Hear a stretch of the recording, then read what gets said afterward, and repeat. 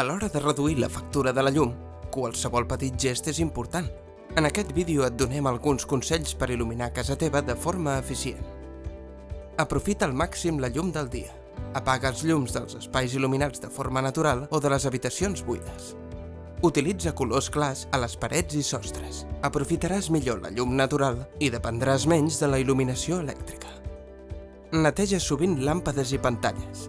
Il·luminaran millor sense augmentar-ne la potència.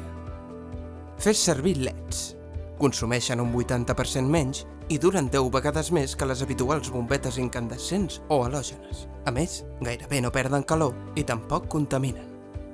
Adapta la il·luminació a les teves necessitats. Prioritza la llum focalitzada i ajusta els nivells de llum amb reguladors.